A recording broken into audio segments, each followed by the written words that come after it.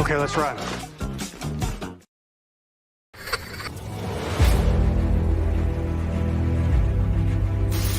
Your mission, should you choose to accept it.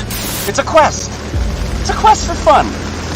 Well, The Rock says, why don't we just cut right to the chase? Okay, now he wants to get together. Well, he wants to talk. I want you to do me a favor. I want you to tell all your friends about me. It's showtime, folks! What are you? I'm...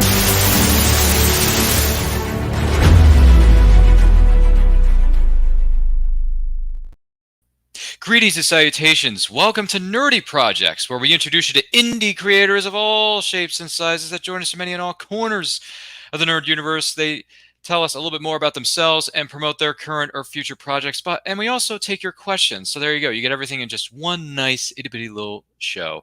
My name is Ryan of Nerd Culture. I am your host for this incredible episode that we are about to bestow upon you. So with that being said, I'm going to turn things over to our guests. Before I get to that, though, if you have any questions for any of our guests that we have on this episode, whether you are joining us live or on the replay, let us know in the comments, let us know in the chat. We will take them as they come in as best we can. And also, don't forget to like and share this with all of your closest friends. If this is your first time here, welcome to the Fun House. It's going to be a lot of fun.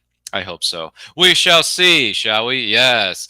So with that being said, please welcome the one and only Jim Beard is in the building. Hello, Jim. How are you, sir? Good. I'm afraid I don't know what shape or size I am. No? Well, that's okay. Well, in the words of Raiders of the Lost Ark, we're just making this up as we go. So, would you mind... I'm a square peg in a round hole. Exactly. It could be one of those nights. So here's the thing. I would like for you to tell the person who may be watching or listening to this a little bit about yourself, what projects you have going on currently or in the future, and where people can follow you on social media. Jim Beard, the floor is indeed yours. Oh, right. I've always wanted this floor, too. Hey, I'm a writer, editor, and publisher. I have two little publishing firms. I have Flinch Books, which I do with my publishing partner, John Bruning of Cleveland, Ohio. And I also do Becky Books, and that's all me all the time. I'm doing a lot of different things right now. I just finished a couple of projects, and I've got a couple in the works right now. Let's see, as far as ones that I just finished and put out, I'm so excited to say that I finished the trilogy of my DC Jones and Adventure Command International books. This is a 1970s group of adventurers. They have all this fantastic equipment, and they run around over the entire world in the 1970s and have all kinds of crazy adventures. You may see that looks a little similar to a toy package that you might be familiar with from the 1970s. These are my homages to the G.I. Joe adventure team of my youth. So this is book 3, and we have book 1 and book 2, and we have a little side book called Action Accessories. But if you really like some really great globe-trotting, team of adventurers thing, and you like the 1970s setting, these are the books for you. As far as nonfiction goes, Becky Books has been doing a series called Memories from Today's Grown-Up Kids. And what we do in these books is we cover all kinds of pop culture themes, but we get a lot of writers who come in and they all talk about growing up with whatever the theme is. So they're writing essays about their childhoods, about their experiences with these things. And the 4th volume, brand new, is called D20 or Die. And that is memories of old school role-playing games from today's grown-up kids. So what this is this is talking about all those great games when they first began, like Dungeons and Dragons and Traveler and Gamma World and Boot Hill and all that really great stuff that Chaosium was doing and TSR and everything. And we start in the mid-70s when D&D was first created, and we talk all the way up until the late 80s, to the end of first edition D&D.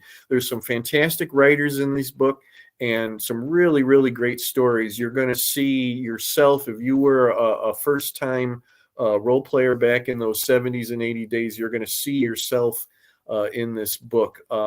We're actually, now Ryan doesn't have a photo of this, but we're actually in production of the 5th volume of this. And that one is going to be about classic Star Trek. So it's going to be essays about growing up with watching for the first time classic Star Trek. The book that I'm really excited about comes out from Flinch Books, and that's going to be out hopefully this coming month, July. And that is Six Gun Legends. We have never done a Wild West anthology before at Flinch Books, but we're doing it now. The title and the cover and the author lineup just got announced. We are so excited about this. We've got some big time Western writers in this, like Terrence McCauley and Jeffrey Marriott. If you like them and you follow them, they have brand new stories in this book. We've also got some established writers who are doing Western stories for the very first time, me included in that. The theme here is it's not just Wild West tales, but what it is it's stories about characters who have legends that precede them. These are characters who inhabit the Wild West. People know them before they even come in town. They have some big thing. They're larger than life characters. And those two that are on the cover are actually my characters. They're called Mr. and Mrs. Smith and Wesson. And I hope everybody watches for this. It'll be up on Amazon. If you go to our Flinch Books page on Facebook, you're going to see the news the moment that it hits Amazon. And then for all of the Becky Books, you can look us up at the Jim Beard and Becky Books page on Facebook. And then, of course, look up my Amazon author page on Amazon. And I hope to see you soon. Give me some reviews. Oh my goodness. I impressed Ryan. I mean, my life is so complete, you know? Yeah, you know, and the thing you mentioned, but because it brings to mind, you mentioned this from one of your two characters there, Smith and Wesson. We're not just gonna let you walk out of here. Who's we, sucker? Smith and Wesson and me. That's Dirty Harry. That's Right. Eastwood I'm quoting there. But at the same time, when you mentioned Smith and Wesson, I'm thinking, oh my gosh, a little bit of Eastwoodisms thrown in there. But hey, you know, who hasn't been inspired by a spaghetti Western? Who hasn't? Right. So you're a Oh big my God. Western fan, right? I love Westerns. I have come this book is to for you. I've come to respect and enjoy the genre of Westerns in the last number of years. I mean, and this is going back about, what is it now? I think it's been 15, 16 years. One of the first Westerns I remember seeing, this was in the theater. And granted, this is a remake. I'm not talking about the original version. Sure. 3:10 to Yuma with Russell Crowe and Christian Bale. I thought that was one of the best films I saw that year, and it's one of my favorite Westerns. Good. You're really going to enjoy this book. And you know what? I have a healthy new respect for Westerns now. It's a genre that I've never attempted as a writer. I've written in just about every other genre. And John, my publishing partner, he came up with this idea. He said, we've got to do a Western anthology. I think he even said for Ryan, specifically for Ryan, that we need to do this. But I said, I'm game, man. I said, but you know what? I have to have a story in the book.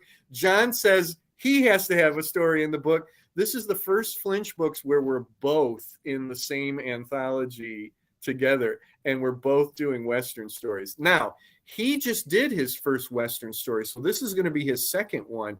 He just did one for Stormgate Press that just came out. So it's so funny. We're going to be having dueling Westerns here with Stormgate. Yeah, I didn't want to say anything unless somebody else brought it up, which in this case is you. Spurs and Six Shooters. Yes. From Stormgate Press is out right now. # always support your friends. So I feel like, was this planned for you two to compete with each other, or it just came out that way? No, it's so funny. John and I started planning ours, and then it's not too long after that, he contacts me and he goes, guess what? Charles Millhouse at Stormgate just asked me to do a Western story for his anthology. And I said, you know what? That actually could be really, really good and great. Because I said, if people like your story in his book, they're going to definitely want to come over and read your story in our book. No, I think it's great. I mean, I think every publisher like this should be doing Westerns, you know, this summer. I think you said it yourself. It's the summer of the Western. Yeah, it really is. And I'm looking forward to reading both anthologies because, listen, this town's big enough for the two of us. It's fine. By the way, I do want to take a Yes, it moment to is. acknowledge our good friends here in the chat. Dave Mattingly says, hello, Jim. How are things over there at Pro Se? Which I take it. I haven't written for Pro Se for a while, but from what I understand, Tommy Hancock is doing just fine. He is cranking out the books. He is still going strong over there, and more power to him. Oh, well, there you go. And he also goes on to say, going back to your D20 and the D&D book, I was there gaming in the 70s and the 80s. I was in the industry until just a few years back. Fun fact. Oh, okay. Well, you know what? Some of the writers in that have the exact same story as you. They were gamers early on, and then they went into the industry, and some of them are still in the industry. So I hope you check out that book. You're going to love it. There you go, Dave. More fun for everybody. He goes on to say, do you feel Western? Do you, punk? I couldn't help I'm feeling the sagebrush, man. And then he says 310 to Yuma, the remake film is still fantastic. There you go. Fun facts. Or fun opinions, I would suppose. Well, Jim Beard, thank you so much for being here, and thank you for being with us. This has been a lot of fun having you here, and we look forward to having you on at some point down the line. And also congratulations on all these books that are out now or upcoming. Wish you the best with everything. And then, of course, Summer of the Western. Why not? I'm down for 2 anthologies. The more time I get to spend in the Wild West and just the Western genre, respectively, the merrier. Good. Thank you so much. I'm glad for the opportunity to talk about them. I hope you love the book. Giddy up, man. Saddle up. Yes, indeed. Anywho, thank you. There's too many I.O. Silver. Yeah, there's so many things we could throw out there from the Western genre, respectively. But you know what, Jim Beard, thank you for being here. I will see you again real soon. Thank you. Take care. Thank you, kind sir. Appreciate it. Our next guest is, boy, how do you follow that up? I don't think you can. No, he can. He's going to do his best. He's going to put his best foot forward. He's going to put his foot on the gas and go 88 miles per hour, because once he does, we're going to see some serious stuff. Please welcome Rodney Fike. Rodney, how you doing, brother? Hey, buddy. I'm doing great, man. How are you? Doing well, doing well. So why don't you, and for those of you who are just joining us, this is Nerdy Projects. We're introducing you to indie creators from all over the world. Feel free to ask them any questions you may have, whether you're joining us live on the replay. Thank you so much for being here. Don't forget to like and share this with all of your closest friends. Rodney Fike is here with us. So Rodney, tell us a little bit about yourself, some of the stuff you have going on currently or somewhere down the line, and where can the good person listening or watching this follow you on social media? The stage is yours, kind sir. All right. I am Rodney Fike. I am a professional comic book artist, writer, sometimes colorist, pretty much do everything. I've been in and out of the indie comic scene probably since about 1990. And I am currently with Jesus, that was the 90s, my bad. I'm currently with Hasm Productions. That is our company. My wife and I founded it in 2009. And we currently have a Kickstarter up for Roadkill Rampage, which is issue 4, the Roadkill from Hell. That is currently live. We are funded, and we are just trying to get to those stretch goals. So go check that out. It is my first step into the horror genre, and I've never done horror before. I've done superheroes. I've done kid-friendly books, cartoony fun books, and I wanted to just kind of show everybody what I could do with horror. So we jumped into that. Ideal came to me, and when I was at work one day, and we just ran with it. It took about a year, probably 2 years to come into fruition, but when it finally did, we found the founding artist that we were looking for. We jumped in, and we got it done. And now we are on the final issue of the story, and we're really excited about it. There's the cover for the first 4 issues. And it's just a fun ride. If you're into the old Grindhouse horror stories, kind of a 70s feel to it, these books will be right into your wheelhouse. I like to sprinkle a little bit of humor here and there into some of my horror stories. So it's a lot of jump scares and creepy, black, shadowy things that go bump in the night and stuff like that in the dark, creepy forest. So please go check it out. I, along with Roadkill Rampage, we just released issue 1 of our book called Doghouse, which is a story of 2 buddy cops, Scirocco and Rubs, who are investigating a murder at the local bar. So that issue 1 of that just came out maybe 3 months ago, and currently we are in production with the second issue of that. So that will be coming out in the probably the tail end of 2023. And that's what we've got going on right now. So please go to the Kickstarter, check out Roadkill Rampage, issue 4, and give it some love and spread the word. Sounds like a wonderful horror idea. But hey, we can all use a little good scare once in a while, right? I mean, we've all been there. Now, I didn't go back to the 90s. I didn't. I was trying to stay current. So, hey, that's okay. And Victor Medina's in the building. He says Rodney is amazing. I can't wait to get my copy. Yes, Victor is Medina's an very incredible exciting artist himself. Oh, okay. All Yes. right. Yes, if you're not familiar with Victor Medina, you all need to go check him out.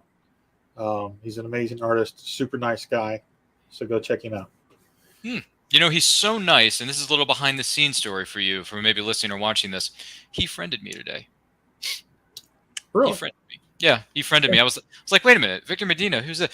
And then I saw the mutual friends we have in common behind the scenes. I was like, oh, this person has a lot. We have a lot of mutual friends. Okay, I can get with this. Yes. And then I saw that he posted other people's Kickstarter links, including yours and some other folks that are on Kickstarter or have current, I should say, Kickstarters that are in the process of being funded and being put together.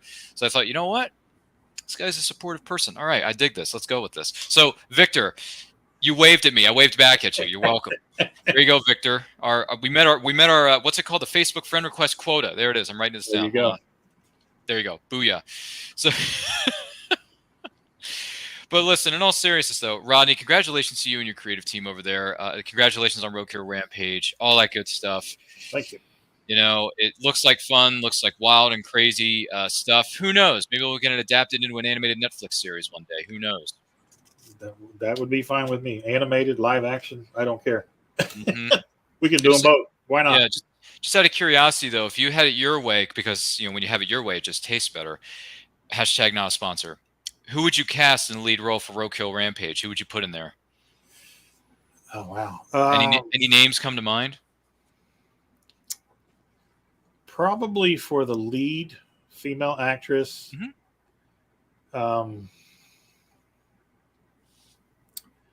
What's the girl who played Mystique in the later X-Men movies? Jennifer Lawrence? Yeah. The younger version of Mystique was Jennifer Lawrence, and then the version that came before her was Rebecca Romaine. Not Rebecca. It would be Jennifer Lawrence. Probably her. Okay.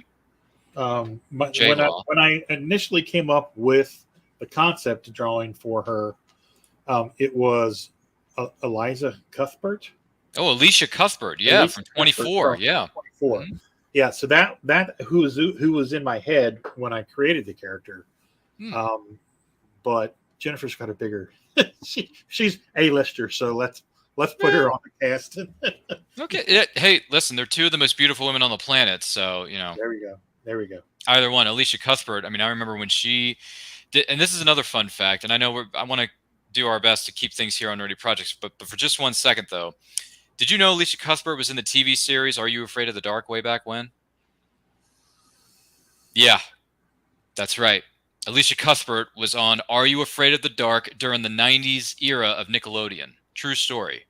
She was on it. She appeared. She wasn't like a series regular. She was a guest star at some point. Okay. Or maybe she was a regular. I think she was a member of the Midnight Society, which was the core group of the show that told the campfire stories. They were telling scary stories around the campfire. So, fun fact. I know, right? It's crazy. Yeah, Alicia Cuthbert, she's been everywhere. But hey, that's neither here nor there. Well, Rodney, congratulations to you and your creative team. We wish you the best with everything moving forward. And links for all of our guests from this episode, as well as our past episodes of Nerdy Projects, are located within the description of this video. So make sure you follow Rodney, make sure you follow Jim Beard, and our next guest, which we will bring up here momentarily. And yes, Dave, we got the gist. It was J-Law. Jennifer Lawrence, which she has a new film out now called No Hard Feelings, which I heard is getting rave reviews. So congratulations, J-Law. It's a raunchy comedy, I heard, though. You read Roadkill Rampage, think of her. There you go. Well, considering she just did a raunchy comedy called No Hard Feelings, Roadkill Rampage should probably be her next gig. There you go. Hey. Anything's possible, ladies and gentlemen. You never know what's going to happen. It's like a box of chocolates. You just never know what you're going to get. That's right. Never say never. So many pop culture references I just threw in there for good measure. But hey, it happens when you're on one of these shows with me. So Rodney, take it easy. Have a great rest of your night. We will see you again soon, my friend. So thank you, sir, for having me on. Appreciate it. Yeah. Have a good one, man. Thank you so much, Rodney. We appreciate you being here. Once again, this is Nerdy Projects, where we introduce you to indie creators of all shapes and sizes. And don't forget, if you have any questions for any of our guests, let us know in the comments. Let us know in the chat. Whether you are joining us live or on the replay, thank you for being here. And don't forget to like and share this with all of your closest friends. Please welcome our next guest at this time from something known as Silverline Comics, and plus a whole bunch of other things this individual has done. Please welcome Rob Davis to the stage. Rob Davis, how are you, kind sir? I'm good. I was in the green room inking up a page for the book that I'm working on right now with Ron Fortier. But well, we thank you for taking the time out to be here with us. Would you mind telling the person who may be watching or listening to this a little bit about yourself, some of the stuff you have going on currently or somewhere down the line, and where people can follow you on social media? What do you got? All right. To start with, the thing that I'm the quote unquote most famous for is drawing Star Trek comic books for Malibu Comics back in the 1990s. I drew Deep Space Nine for them. I also did a couple of books for DC, their Star Trek books there. I did some work at Marvel on a book called Pirates of Darkwater. I did Quantum Leap and a bunch of stuff. And then the comic book industry imploded, and a lot of us lost our gigs. And so I had to find something else to do. And in the meantime, while I was waiting for everything to get back in order again, I drove a school bus and then a city bus. And I recently retired from that. And now I can spend all my time sitting at the drawing board or on silly podcasts like this one, talking about stuff. But the stuff that I'm doing now, and the reason that I got invited over here is I'm working with Roland Mann and his Silverline Comics line, and I did a book for him called Twilight Grim, written by R.A. Jones. And ever since then, we've been trying to find another project for me to do. But I've got other things going on as well. I also am a designer and illustrator for a book publishing company I have with Ron Fortier called Airship 27. We've been at that since 2007, I think it was we started. So we've been at that for a while. We've got over 200 books out there on Amazon in the pulp genre. Everything from we even actually have a pirate story. We have detective stories. We have Sherlock Holmes, which is our big seller. We have you were talking with about westerns with Jim Beard earlier, who is an old pal from the pulp comics conventions circuit. And we have one that just came out called After Sunset, or is coming out shortly, called After Sunset. Watch for it at Amazon. And I just finished up illustrating the latest edition of Sherlock Holmes Consulting Detective. It's volume number 19. We have an ongoing series of those stories are written. There's no weird monsters, no weird stuff going on in them. It's straight ahead mysteries told as if Arthur Conan Doyle was still writing them today. And there's usually 4 stories in the book, and it's told by Watson, and Sherlock Holmes solves the crime. And I've illustrated every one of them, done some of the covers. That one's at the proofreader right now. We're waiting on a cover for that one as well. And coming up later this year, we'll be working on our 20th edition of it, and we're going to do something special with that. We're going to do we're going to make it look like the old Strand magazine. And one of the stories in that particular issue will be Murder at the Strand. I have yet to see that story yet, but it sounds really interesting. It's written by a great British writer called Ian Watson. Signs his names as I.A. Watson because there's apparently an Ian Watson who is a genre writer as well. And it's going to look like a Strand magazine. It's even going to have advertising in it as the old Strand magazine did.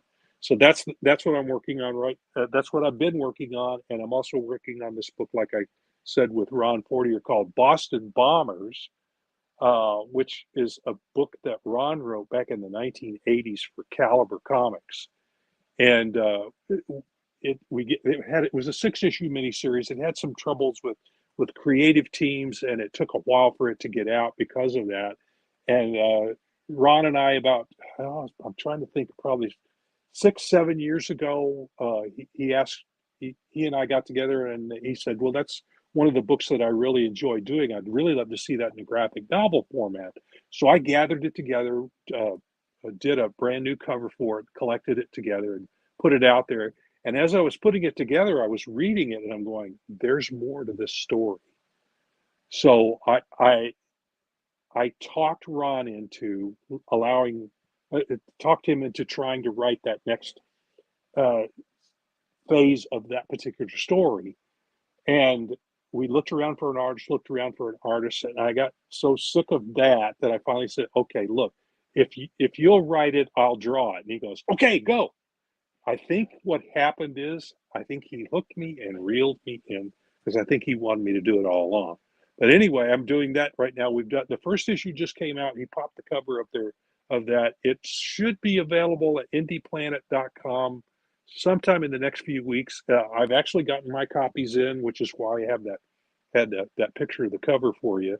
It's a 32-page book, and it picks up right where that original graphic novel left off. You can find the original graphic novel at Indie Planet, or also at Amazon. It's 100 and some odd pages, 170 pages worth of story in there for a pretty decent price. And you don't have to have it in order to read this new edition that we've done, but it helps.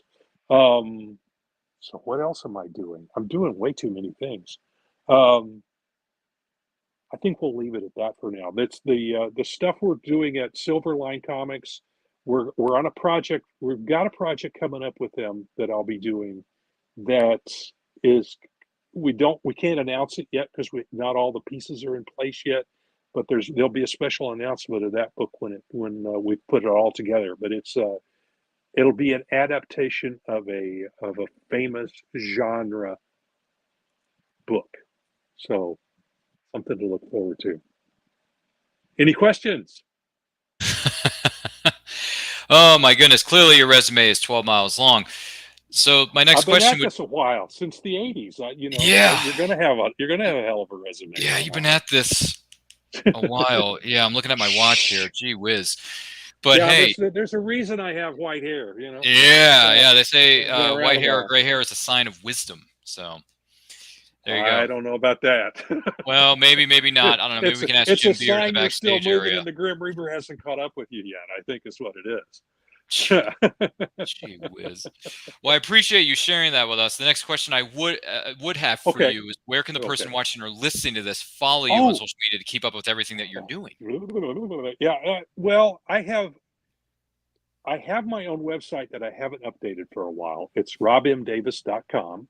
Mm-hmm. You can also catch me on Facebook. Look for Rob M. Davis, or at that, and robmdavis.com should have links to all the places that I'm available, so you can drop there.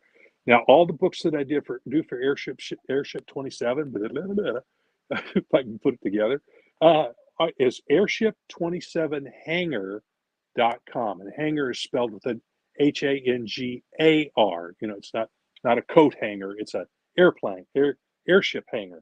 And you can find all of the Airship 27 books there. Every time we put a new one, I put a new listing up there. The newer ones are toward the top, and then series are together, and the newest of the series is at the top of that particular list.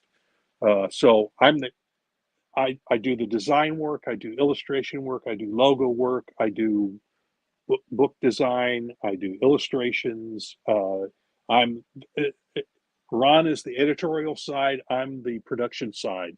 So at Airship 27, he's Captain Ron and I'm Chief Engineer Rob. So Chief Cook and Bottle Washer.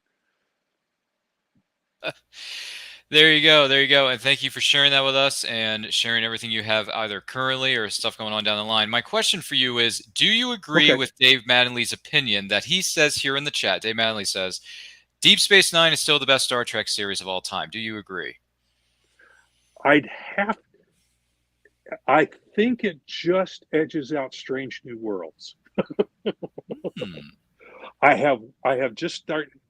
I don't subscribe to Paramount Plus. Because we're getting back to the old days of cable where you spent $30 a month and you got all this stuff that you don't really need. So now they're nickel and diming us to death with all these Disney Plus. I've got Netflix, but I don't want to subscribe to all of that. So what I do is, fortunately for me, they put them together either digitally or in DVD or Blu-ray format after the series has all aired. So I actually bought the digital copies and I watched it 1 week at a time with my wife, and I love the show. It's as good. It's kind of an amalgam of original Trek and Next Generation. But it's old-fashioned episodic storytelling, but it's also got that little subplot running through it as well. So it's modern storytelling in an episodic format. And it's Star Trek at its best. I love that show. So I'd say Deep Space Nine, like all the Treks, it was a little weak when it first started out, but then it developed, and toward the end, it was kick-ass Trek. It's very, very good. I was very proud to be a part of doing the comic book versions of that, and it was the height of my career as a comic book creator back in the. I started in the '80s and worked in through the mid '90s, so I had about 10 years there. That's the way the comic book industry is. About every 10 years, it goes through. It goes in waves. It has peaks and troughs. And I fortunately hit it as it was going toward the peak of the black and white boom. And then it got to the top where the collecting part of it kind of collapsed, and the whole industry kind of collapsed with it and imploded. But all my contacts moved out of the industry, and so I was kind of cut out of the whole thing. I kept trying to get other projects going and just couldn't get it going. Had a wife and kids and a mortgage, and I'm going, I better find something else to make money with for a while, but it better have a pension because I'm going to come back to this. And by golly, that's exactly what happened. The plan came, as Hannibal used to say on A-Team, I love it when a plan comes together. So if you want to make genre references all evening. Well, I remember watching reruns of the A-Team when I was little, so I do remember that show, and I do remember the catchphrases. So there you go. I only became, full disclosure, real quick, and also I do have something to share with you as well as our guests and the person who may be watching or listening to this, which I'll get to in just a moment. But first, I only became a Star Trek fan within the last few years during the lockdown, also known as the Corona Miley Cyrus, the pandemic. So I watched the movies, the original movies with Kirk and Picard. And of all the movies that I saw, including the reboots, the Kelvin timeline, of all the movies, all 13 of them, my favorite was First Contact. I love First Contact. Love that movie. It made me a Star Trek fan because Patrick Stewart can do no wrong. And he's one of the best actors since sliced bread. He is good. He is very good. I mean, the line must be drawn here, this far, no further. I just love breaking the models on the wall. That whole speech that he gave while he was talking to Alfre Woodard's character, Lily, I think it was Lily. I love that movie. Yes, I believe that's her name. Yeah, I love that movie so much. It made me a Star Trek fan. So much so that I bought a Star Trek First Contact full-size theatrical size poster and got it framed. So wow. Yeah, I'm late to the Star Trek party because I grew up on the wars, not the Trek. But it's okay because I like both. I like both. Well, and here's the thing: there are a lot of people that say you can't. If you're a Star Wars fan, you can't be a Star Trek fan. Baloney. I like both. I'm a big fan of both. I'm more deeply steeped in Star Trek. It's fine. My son is a huge Star Wars fan. He can tell you all kinds of stuff. And I'm going, where did he find this? Because all I've seen is the movies, but he's read novels, he's read comics, so he knows. He starts talking about stuff, and I'm going, where did you get that? But there's nothing wrong with being a fan of both. One is space opera, and one is it's hard to explain exactly what Star Trek is. It's kind of fantasy There's a because lot. warp drive and some of that, but yet it's there is a scientific basis for what they do in it. There's a lot of techno babble and all that, but and so I guess it's kind of space opera as well. But but Star Wars is really space opera. We're talking about swords and the whole bit. But you can be a fan of both, and I am, and most of my family is. So, but that's surprising because my favorite film is Khan. Almost every Star Trek fan that I've met has said their favorite is Part 2, The Wrath of Khan, which to a certain degree, like I've watched it and then I watched it back some years later, and then I realized, okay, this film's it's good. It's good. I like it. For me, this is going to shock everyone. My favorite of the original movies, this is the first 6 with Captain Kirk and his crew. I'm talking about the movies now, not the series, because I haven't seen the series yet. But of the movies, I actually really like The Search for Spock. I really like Star Trek 3. I did. I really liked it. Yeah, plus Christopher Lloyd's in it, so. Oh yeah, and John Larroquette. Oh, that too. I almost forgot about him. I almost forgot about that. Klingon. He's the Klingon science officer. And he's a heck of an actor too. Planets. So there you go. I know that's probably going to shock everybody in the chat. My favorite OG from the OG crew of the Trek films is Search for Spock. Well, that's the first time Leonard Nimoy directed. So the first time a guy who was really steeped in Trek culture got to direct a film. So that's true. I'll give him that. And he got to bring Spock back to the from dead. Yeah. From the dead. So it's a good film, and I like Voyage Home. I actually kind of like Voyage Home as well. But Save the Whales.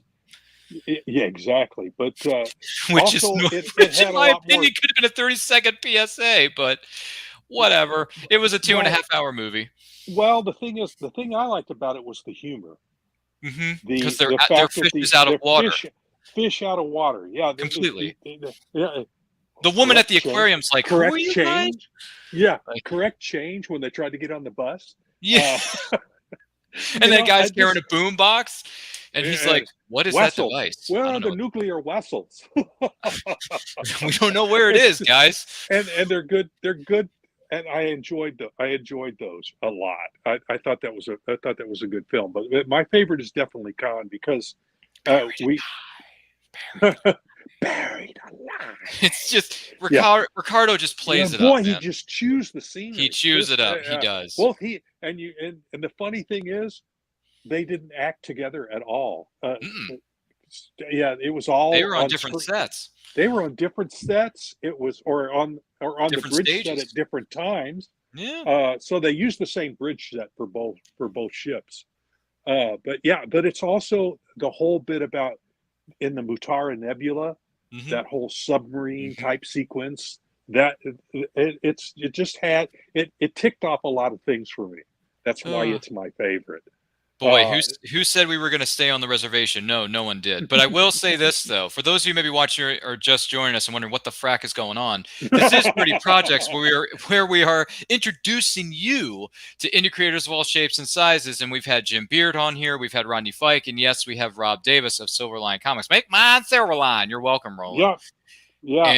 I got the shirt rolling. He's got the wristband in his studio. Rob Davis does, I should say. More specifically, the studio. And number 3 is, I was going to inform you who may be watching or listening to this. Don't forget to like and share this with all of your closest friends. If you have any questions for our guests, whether you're joining us live on the replay, let us know in the comments. Let us know in the chat. And speaking of sci-fi, fantasy, or space opera, if you will, there is a convention that's going down, and we're going to be there on July 7th through the 9th, which we will talk more about here towards the end. But July 7th through the 9th, there's going to be a convention known as Shore Leave in Hunt Valley, Maryland. There's going to be a bunch of Star Trek guests. There's going to be a bunch of Stargate people there. There's going to be a Farscape reunion. Yeah, Farscape people are going to be in the building. So if you want to discuss more about your favorite or maybe not so favorite Star Trek movies or Star Wars stuff, join us in Hunt Valley, Maryland, July 7th through the 9th. The schedule is out. The passes are still being sold online, or you can get them at the door. However you want to go about it, that's up to you. But yeah, since you were talking about Star Trek, we're going to be celebrating all things sci-fi, fantasy, and space opera, Cool. including Cool. Star Trek, because it's called Shore Leave for a reason. So it's a Star Trek term. Get with it. Join us. Yeah, and I think it started out as strictly a Star Trek. It did, and then it tradition, expanded and to different which fandoms. is it's a smart thing to do if you want if you don't want to Stick to go just right one down the- audience. Yeah, if you stick to one audience, you're going to eventually It's a bit of a it'll disservice. go down the drain and die. But Mm. yeah, and I've heard great things about Shore Leave. You which should come and also join brings- us. Well, I wish I could. Got stuff.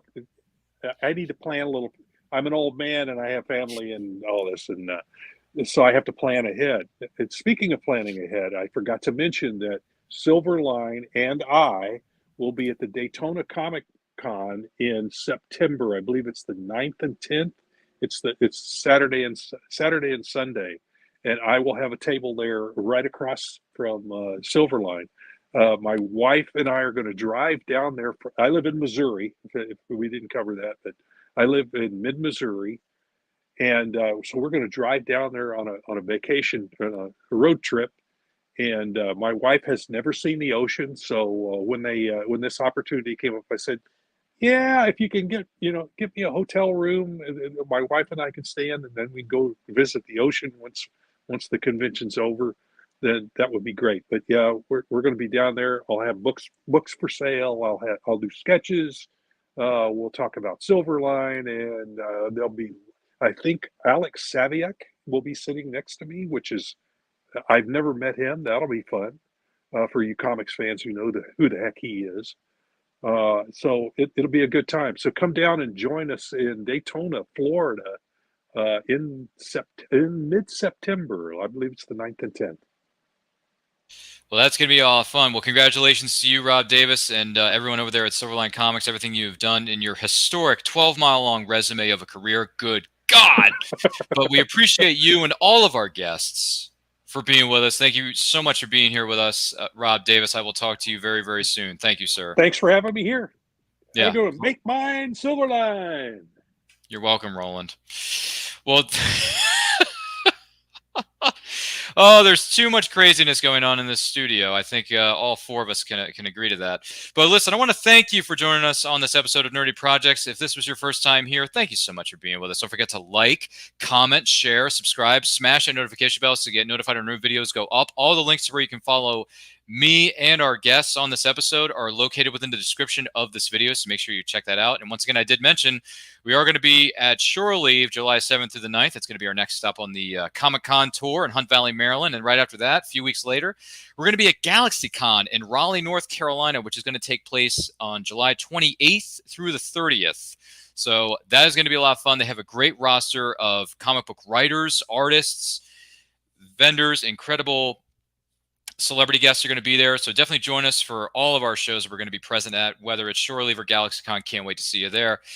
In the meantime, stay healthy, stay strong, stay safe. Remember, indie supports indie, and life is better when you're reading comic books or reading books. And don't forget, let's support one another, right? Because it takes teamwork to make the dream work. That's what it takes.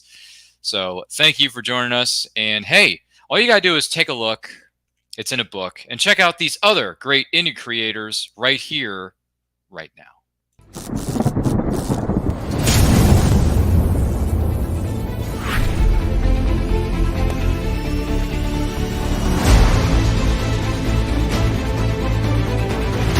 Choose high-flying action. Choose death-defying escapes.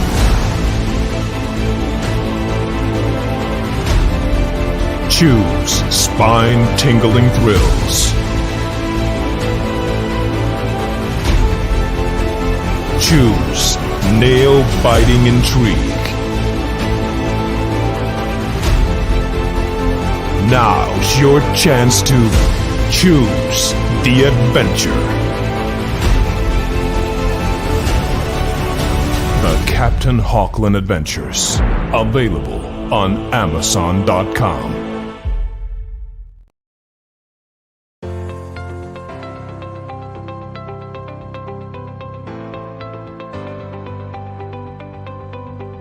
you've worked hard and written a great book. Now, it's time to give it a great cover. If you're an indie author or small press publisher, Plasmafire Graphics is your source for affordable cover illustration and graphic design.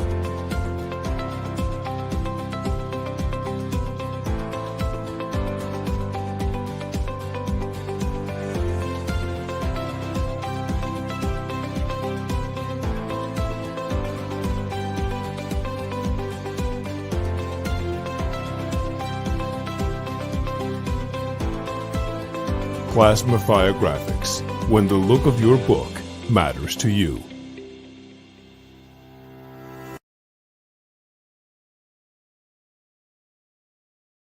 Attention all sci-fi fans. We want to inform you about Shore Leave 43, the Baltimore region's largest fan-run science fiction convention. Travelers from every galaxy will find something special among the writing and science workshops, stargazing, and autograph sessions with some of your favorite actors. Don't miss the gaming sessions, and most of all, make time to spend with your fellow sci-fi fans. From the Star Trek universe, meet Star Trek Voyagers Robert Picardo and Robert Duncan McNeil. Chat with sci-fi legends Claudia Black and Ben Browder from Stargate SG-1 and Farscape. If you enjoyed comedy with your sci-fi, then stop in to talk with Penny Johnson-Gerald and Peter Macon from The Orville. Also scheduled to appear are Aliana Huffman from Riverdale, Bonnie Gordon from Star Trek Prodigy, and from Battlestar Galactica, Grace Park and Aaron Douglas. Sci-fi and fantasy writers David Mack, Michael Jan Friedman, Keith R.A. DiCandido, Kelly Fitzpatrick, and Derek Tyler Attico, along with many others, will be giving workshops, signing books, and talking with fans. Performing on stage will be the Boogie Nights, as well as the comedy improv group Luna Sea. Shore Leave 43 opens July 7th to the 9th at the Delta Hotels in Hunt Valley, Maryland. For more details, check on their website, www.shore-leave.com. Good morning! Oh, and in case I don't see you, good afternoon, good evening, and good night.